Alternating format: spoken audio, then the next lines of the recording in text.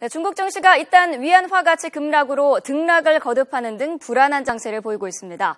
중국 정부의 어설픈 대책이 어우러지면서 중국 경제 전반에 대한 우려가 커지고 있습니다. 베이징 연결해서 알아보겠습니다. 서봉욱 특파원. 네, 베이징입니다. 네, 먼저 오늘 오전 증시 상황부터 전해주시죠. 네, 상하이 종합지수는 오늘 2.23% 상승한 3,194.63으로 출발했습니다. 현재 1.1% 내외 하락과 상승을 거듭하는 등 혼조세를 보이고 있습니다. 선전지수도 2.31% 오른 채 장을 시작했지만 곧바로 4%까지 빠졌다 회복하는 등 혼란스러운 모습입니다.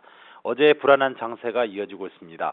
앞서 상하이 종합지수는 어제 오전 7.32% 폭락하면서 거래가 완전히 중단됐습니다. 중국 증시는 개장 13분 만에 첫 서킷 브레이커가 발동된 데 이어서 29분에 다시 서킷 브레이커가 발동되면서 주식 거래가 완전 중단됐습니다.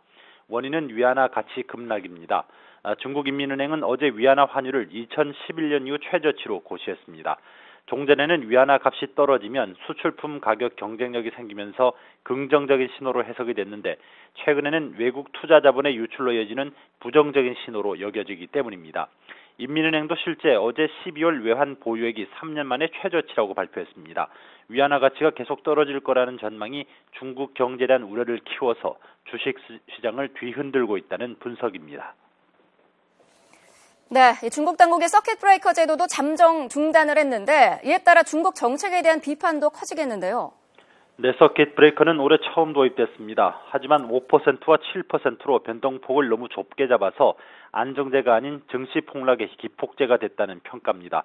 지난 4일에 이어서 어제도 서킷 브레이커가 2번씩 발동됐는데 외신들은 시장을 진정시키기 위한 15분간의 거래 정지 시간에 오히려 투자자들이 매도 주문을 위해 줄을 섰다고 보도했을 정도입니다.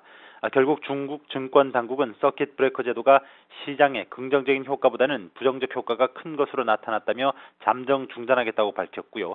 사실상 폐기 수순에 들어갔다는 분석입니다. 중국 경제는 경기 둔화 조짐에 이어서 위안화 절하 압력에 외환 보유고까지 떨어지는 구조적 악순환으로 연초부터 극심한 어려움을 겪고 있습니다. 주도 면밀한 면모를 보여야 할 중국 정부가 서킷 브레이커 제도를 도입 나흘 만에 중단하기로 하는 등 정책 난매상을 보여주면서 더욱 큰 우려를 사고 있습니다. 오늘부터 해제시키기로 했던 대주주 지분 매각도 두 차례 주가 폭락 탓에 대주주들의 3개월 내 매각 지분이 1%를 넘지 못하도록 제한한다고 변경 발표했을 정도입니다. 중국 경제는 현재 성장 둔화와 함께 산업 개편을 진행하며 구조적 전환기에 놓여 있습니다. 이번 증시 폭락 사태로 중국 정부가 이 같은 도전에 맞설 만한 역량이 없다는 모습이 비춰지면서 중국 경제 전반에 대한 우려가 커지고 있습니다. 지금까지 베이징에서 전해드렸습니다.